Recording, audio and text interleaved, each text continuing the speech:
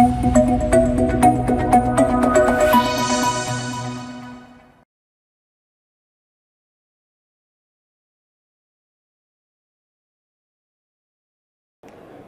and gentlemen, welcome. We are live at the NASSCOM GCC Summit 2025.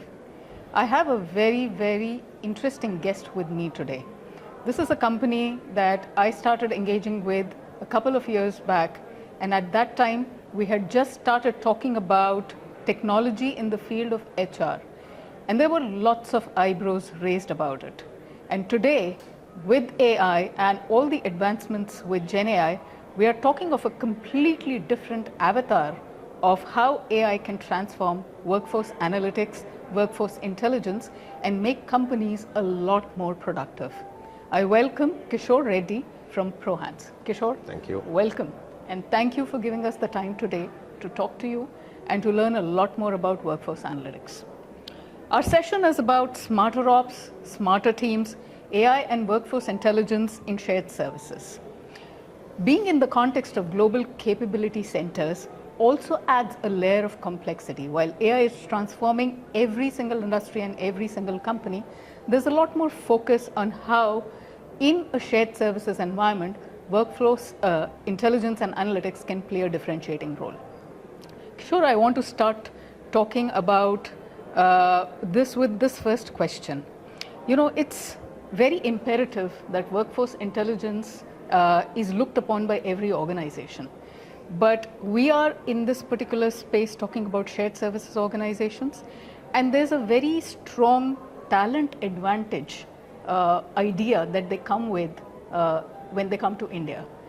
How can they look at workforce intelligence and analytics? What's the real motivation? What's the real strategic objective? And how should organizations really think about it in a shared services context? Thank you. And yeah, I mean, if really, again, I can give you a perspective from what we have been engaging with our customers and what we've been seeing in the markets, especially with the GCC environments that we're actually interacting. And we've seen in the last couple of years, GCCs have really, they've actually got transformed as organizations themselves, right? I mean, they're actually, the way people look at GCCs today, I think have been very different than what it used to be, a few years back. I think the first and noticeable change in GCCs is they've gone away. Those days are gone when they were treated as cost centers. Now they're all become value centers. Absolutely. And I think AI has become one of the key elements or the secret sauce that actually is fueling such a transformation. So I think that AI is here to stay with GCCs, and that's a big ask from the GCCs and so from everybody else. Now, having said that, I think the objectives that GCCs look at, workforce transformation or intelligent work environments, I think there are 3 or 4 objectives that I think are true for any organization, and more so even in GCC. I think the demand for productivity or boosting productivity, I think is one of the first and the foremost objectives that every organization has, and I think GCCs are no different or unique to this demand. The second, I think, ask, is also, optimal usage of the talent. And talent, I think, is a big investment that GCCs make. So getting sharper talent, ensuring that the talents actually is well deployed within the GCC environments to ensure the best outcomes for them, I think is again a second objective that I see GCCs demanding for, workforce environments which are intelligent. The third is actually around being agile and being responsive. So the demand for agility and quick decision making, I think, is another important requirement of most GCCs in terms of their operations. And some of these intelligent workforce environments are actually facilitating such a demand. And the last, I think, is around ensuring cost optimization. While it may not be the most high demand ask of the GCCs, but I think the cost also is playing a very important role. And optimized processes, ensuring that cost optimizations are also managed, I think are also the objectives which are getting driven from the GCCs. And I see them becoming more and more closer to, at least in India, what we're seeing is a lot of GCCs are actually, the demands and asks have become very similar to what IT services companies or the typical BPOs have also been asking. So I think that is something is a big change that we see. Absolutely. I think fantastic points, and I'd like you to throw a little bit more light on this whole idea of productivity. optimization, and agility. I don't think that in a shared services context or even in any other context, as you said, services and BPM, that we should be, looking at all of these three in a very different way. They could have been the iron triangle earlier, but I think they've converged and one feeds into the other. That's true. And we are throwing into the mix the kind of workforce that we are working with today, which is multi-generational. A lot of conversation through the day has been about how we need to groom the talent that is coming in, the Gen Z, and making the workplace a lot more evolved and responsive to what the Gen Zs need. A conversation that just happened before our talk talked about autonomy, mastery, and purpose for the Gen Zs that is coming into the mix. Sure. How does intelligence and analytics play a role in bringing these three together? And I want to throw in a little bit of a caution also. Where does intelligence need to draw the line so that it doesn't become too intrusive? It becomes a tool, an element of empowerment rather than disablement, or not even disablement, it's more about monitoring and tracking. So how do we make sure, because the newer generation really looks for that? Absolutely. I think the space that we operate, I think the biggest challenge that we've always faced is the feeling of intrusion and the challenge. And I think, and I believe we have significantly overcome that challenge, because I think the businesses have also realized the value on such tools. So I think people have stopped. It depends on what kind of lens you use to actually look at solutions like ProHance, and people have now become more open to the fact in terms of the hybrid working is here to stay, and post-COVID era the way we work has also changed, and I think the openness to adopt solutions and actually look at it more from a data-driven decision making as the reason why such tools have to be deployed, rather than looking at it as a monitoring solution. So I think it's the lens we put in to be able to look at such tools. That's the first point I would like to make, right? I think the people-centric part, I think, is very important, and I think to make any solution like ProHance or any workforce analytics platforms within the customer environment, I think the collaboration between the IT, the operations, and the HR, I think, is a very, very important one. So I think these three teams have to come together to be able to collaborate well, and I think the number one thing I see also is to drive AI literacy. I think one of the biggest challenges we've seen is, I was just joking with somebody a little in the morning. I said probably the most literate people with respect to AI are the junior most people in the organization. Mm-hmm. In fact, the AI literacy has to come from the leadership. Right. So I think what people have to realize is how AI can actually make a difference to the organization, how AI can be utilized to be able to drive the kind of, the hyper-personalized work environments that people are wanting to build. And that is something I think is a key ask from a lot of the organizations who have realized that they have to start the literacy from the top down, right? And one of the things that we have taken up as initiatives also is to, help organizations use ProHance data or workforce analytics data to able to identify opportunities for the associates. And like, for example, one of the important things that when the whole agentic AI capabilities, what are the feedback loops that you can build within the tool. We build intelligent nudges within the product, so which is also AI powered. So essentially, we are able to understand how people actually engage, how people actually work, and using those patterns and analysis, we are able to give the right kind of personalized feedback to the individuals. So it is no more a tool giving reports out and just giving some curated insights to the supervisors and the management staff, but also actually giving inputs to the end user to be able to identify what are the best periods for highest productivity, what are the times when somebody can actually slack off from the work, and identifying patterns based on the person's current style of working, basically. So those are extremely personalized to the user. So that is something that we have done, and trying to focus exactly as to how do you keep people not look at ProHance as a monitoring solution, but as a tool, as an enabler.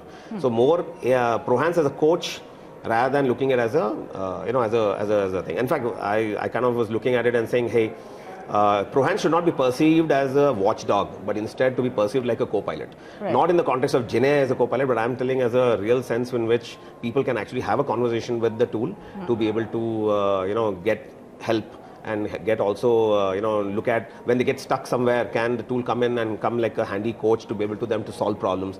Those are the kind of areas which we are exploring now to be able to make, how do we associate more closely to the people rather than just make it a tool for the supervisors. Right. And that's the endeavor, I think. And I think the most important thing is for people to also change management is a big thing, right? I mean, driving change is core to tools like whenever you're doing when you're bringing data, and when you bring this data, how one would use the data and how this data should help people. Those change transformations, I think, are also very critical exercise, and we have actually engaged expertise on our side and also some external consultants when needed to drive change management in the organizations to be able to manage this, right? Very interesting. And coming to the point that you mentioned about how to look at, or rather how people perceive as why not this as an intrusion and something else, I think, and I think that's again, change management is really what has to drive that change. I mean, if you really bring in the right messaging to the to the associates, and whether it's a Gen Z or a Gen X doesn't really matter, but I think the right communication and for the organizations to be able to use this data in the right way, if that gets well communicated and people understand the value of the tool, I think I've seen that organizations don't have any challenge, and we have actually deployed such solutions at scale, and people have adopted it very well actually. Very interesting. I think you already segued into my next question, which was all about value unlocks, right? Couple of things that you mentioned, Kishore, are very important. There has to be top-down, drive towards adoption. But then top-down leadership also has to demystify the whole, idea of intrusion or being tracked, and turn it into a positive spin with positive communication that this change is going to be beneficial. It overall impacts the productivity, efficiency, optimization of operations within the organization. That's right. And it actually helps the workforce get to a better version of themselves, right?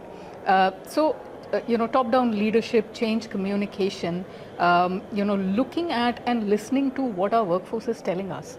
Where do they find challenges with tools, etc. And then having the AI literacy. All of these seem to me like very, very important value unlocks. To your mind, are there some other areas that are very critical to look at first? And second, just talking about the tool itself, AI, and you mentioned agentic AI.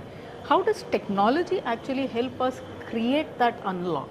Till now we've spoken about using change management, communication, these are all human-based. How does technology actually give us that platform, that assistance that we can create better value? Sure. So I think, again, I think the world is, with AI now, is really part and parcel of everything that we do. I think every aspect of work, whether it's operations or code development or whatever, I think AI has actually kind of, got what should I say, it has actually completely percolated into everything that we do in everyday's lives, right? Okay. So if you really look at it today, I think in our own world, I think today, those days are gone where people actually write a mail without even checking the validity of this mail on a chat GPT or something like that to kind of correct your grammar, correct your English and all of that. So content generation, I think, has become the first or the low-hanging use cases for a lot of organizations. No, but in the context of workforce analytics, context of intelligent work environments, I think I've seen like workflows become intelligent. Like when I say workflows, like especially in the process, like process mining tools. Now, if you really look at it, I think people have realized while you're now looking at workforce analytics, you're also looking at process analytics. So process mining, process discoveries to understand what are the best paths to execute a certain process. And now with AI-powered RPA, it's like almost RPA on steroids. I mean, today people just don't talk about RPA. If you talk about RPA, it goes without saying that AI is built into that. So building automations and autonomous systems where the tools can automatically pick up the patterns where people are working and where the challenges lie, and some of these jobs are getting automated completely. And the AI tools are able to decide what part of the workflow has to be picked up automatically and actually get routed without having any human intervention. So that is where technology is probably driving big into workflows, and we are actually, our workflow tools are actually getting matured. So we have a workflow module which is also getting matured with AI enablement now, which will allow people to understand what's the best way to execute a process to ensure you get the best operational outcomes, basically. That's one. The other thing I see, the whole around the talent side itself, to build sharper talent. I think today the tools are looking at how people actually engage, what skill sets people are, do they have, and what skill sets are actually required for the person to, pick up to be able to, deliver the best abilities. So I think those are actually, tools. AI-enabled talent tools are again becoming a reality today, which are actually helping organizations. And a lot of organizations have already invested in such tools. And with the document processing, NLP, and other things enabled, today people are able to quickly summarize, dig into patterns within the content, and are able to identify certain aspects of the document or whatever it is where the bottlenecks could lie. So detecting bottlenecks. So using technology to detect bottlenecks, to detect problems in your day-to-day processes has become a reality today, and people are deploying technology to be able to handle those things. The other thing is also to keep in mind, development community like ours, where we are actually developing products. Co-pilots have become a second nature, and we have seen we have actually done an exercise with one of the consulting firms where we found that there's a 30% increase in output. Especially the team using Gen AI or other co-pilot-like tools in the development environments to be able to actually produce faster code to deploy than for somebody who has not used. So we actually see a direct benefit of tools like Copilot, applying in the development environments. Right. Yeah. So one of the other use cases where we have seen a lot of value and a lot of adoption. Some of our customers have really appreciated what we have done is around what is called as a measure of the retention risk. So we have something called as RRI, which is a retention risk index, where we look at how people engage, measure what is called as the disengagement levels within the way the people operate, and using the trends of disengagement to predict there's a risk of retention basically. Right. So and we also look at feeds from HR tools and events that come from other sources to be able to correlate with this data and able to mathematically predict. And we've seen a significant accuracy in the way we predict because the supervised learning model, and where we've actually been able to, for a couple of organizations, we've done this as a pilot, and we have given a reasonable degree of confidence in terms of to predicting like an early warning system, because you don't want what is called, what I refer to as a regrettable attrition. Exactly. And to be able to reduce regrettable attrition, I think is of a great value add. Again, a technology helping organizations, HR organizations to be able to intervene timely to be able to prevent such a situation where you're losing talent basically. Great point. I think I like the idea that you said regrettable attrition. So just building a little bit on that, a quick thing about what are the biggest challenges here? I can almost foresee that the conversation itself would be very difficult because there's a lot of persona-based, behavior-based parameters that you would collect, that data collection in order to be able to use the workforce analytics really well at a personalized, customized level. So any specific challenges that you have faced, and where I would like you to throw some light on is, how does the challenge get resolved? At what level, at what conversation points do you see things then moving? How does it move once the challenge is hit? What happens next? How are you engaging with your clients and telling them and giving confidence that this is the right thing to invest in? So I think you're absolutely, I think it's a great point. If you really think about it, we've been in this business for more than 15 years now. And the way we used to drive change management itself has got changed. Right? Because I think what were the needs of the organizations 10 years ago and then 5 years ago, and what organizations need today, the kind of change management practices that need to get driven have actually got transformed for us as well. Right? And also I think there's a lot to do with the kind of processes that people are dealing with, and the kind of the tool sets and the kind of data that people are dealing with. I think is also are factors which are bringing in, we are also learning as we go along as to what will be the most effective way to communicate some of the information. So if I take AI itself, I think AI is still to get demystified for a lot of people. Now, while people think everybody knows AI, and AI is like how when RPA came, anything to do with automation became an RPA. Similarly, today, I think people look at AI in their own ways. And I think demystifying what AI means to the organization and how this data will actually apply to people, I think has to be, people have to run workshops, people have to run sessions to be able to communicate. And I think not working only with the supervisors or the line managers and not going to the end user is probably the most dangerous thing to do. And when we started, I think our focus was always the managers, how managers can manage people. But I think now our focus is not just at the manager levels, but also at the end user levels. I think that has become a big change for us, and we have to communicate to the end user levels. That's the first point. And I think the other important thing is the human system synergy.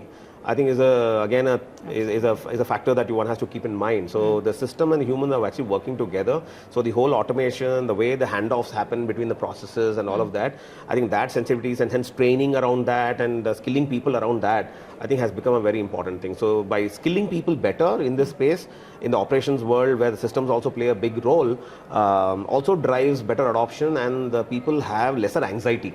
And if you reduce the anxiety levels, automatically people are more relaxed at work environments. I think that's the important part. And I think building the feedback loops, not listening to your associates is not an option, right? I think people have to build feedback loops. People have to take in the feedback. Organizations have to consume that feedback and be able to work on that feedback and reassuring the talent. I think those are the softer aspects one has to take care, but I think they're the most important factors to make anything successful today, especially in the intelligent workforce, intelligent work analytics or advanced analytics solutions, because the analytics also have become complex. So if people don't understand it, then it just creates a lot more pain in the mind of the end user, because something that is not interpreted well or something that is not used well can lead to negative results than positive outcomes. So in my case, I think the organizations have to invest time, energy in doing the right internal comms and making sure that they apply the, not only just look at the end user comms, but also the supervisory levels, how people should use the data and what should get managed between the ops world as well as in the HR world. I think those are the two environments I see that the comms can be very different, but I think getting them together to work together, I think is a very important part. And wherever we've seen that happen well, I think the success of deployments, success of adoption has actually been, a very positive stories in such organizations. And we've also seen where organizations have blended this reasonably well. It's a more smoother deployment for us as well. Absolutely fantastic point. I just want to end on this thing and get a quick reaction from you. Human and the tool or the technology synergy. I think that's the way to go. We are all expecting things to be very autonomous from here on, right? But it's very important to understand where do we allow the tool or the technology to take over, and where does the technology actually bring us back into the loop at the right points. And I see workforce intelligence and analytics as something, would love to hear your comments, being driven or rather being pulled by the end user, the last standing employee, rather than being pushed top down. It might be a push today, but eventually utilization scale will actually be driven by that bottom up pull. Absolutely. Where do you see this going in the next 2 to 3 years? Yeah, so I think the future is in smart, as I said, smart workflows and smart environments. AI is going to, again, really take into everything that ops does today in terms of, as I said, RPA will be AI powered, the workflows will be AI powered, your whole, you'll have coaches which are going to be AI, virtual coaches through AI. So those are all going to be a sense of reality, and these are going to be part of end users' work on a day-to-day basis. In fact, even our own teams today, co-pilots in coding environments have become a reality today, and people are dependent on that to do reviews. We use AI today to write code or to solve some complex problems, to get a a prototype to be built out. We use AI today, so we are able to push code out in less than 48 hours and 72 hours to very quickly validate what we want to do, and then build on top of that and do code reviews through AI tools today. So, and that is a reality that's going to be there. Now, having said that, I think the most important way to drive is, I always believe, start small but do it at scale. So I think a lot of organizations think the other way around, and they're trying to do a big bang rollouts of whether it's AI or workforce intelligent platforms or any of these tools. I always believe start small but do it at scale, identify your use cases or your specific user stories which are absolutely relevant for your work environment. And if it is to prevent attrition, then focus on that. Or if it's to drive intelligent workflows, then focus on that. So, and then write it at scale. So driving at scale, I think, is a very important thing, because that also helps very quick validation. I think that's something that we strongly recommend people or organizations to do that, not to focus on broader things and that are doing it a smaller packet, because that was the way we used to do it earlier. Right. But we have seen the success is better when you do it this way. Then the second important thing is, I think, as I said, the human and system synergy is very important. So there have to be like systems which will very quickly understand how the user and those cutoffs and the handoffs that happen have to be very seamless. Right. There cannot be some kind of contest between the human and the system, and that won't work. So, and I think what will happen is a lot of automation will happen towards the routine, mundane, repetitive tasks. But the humans will still be centric to the operations. They will handle more complex work, exceptions, and wherever the automation will throw out the outputs for validation, you will need humans to handle that. So I think people have to be prepared to be able to handle such interactions with the system. And that's already happening. I think people, whoever have started adopting this well, have already started to get are settling down with such a, with a system. And as I said, there will be, hyper-personalized work environments where you will get very tailor-made feedback to every user, which will be very different. It will not be a common feedback across the entire ops, but it will be a feedback to what feedback comes for me versus to my colleague. Can be very different things, will be very curated for the individual, and the individual will then actually use that feedback to be able to move. Maybe it is around skills, maybe it is around the workloads that get distributed, what shift I should come in, what shift I should, what kind of operations or processes I should handle, the cross-skilling, and all those things will become a very critical ask of the operations world now, and that I think is it's happening as we speak today. Fantastic. That was some very insightful discussion with you, with Kishore, and we will look forward to a lot more development. Ladies and gentlemen, workforce analytics driven by AI is nothing to be feared of. We are entering into an age where every individual employee will probably be able to have a customized, personalized recommendation of where their optimal productivity and efficiency lies within the organization, and that probably means a lot more seamless optimization for the entire organization. Thank you, Kishore, for sharing those insights and ProHance's perspective. Thank you so much. Thank you.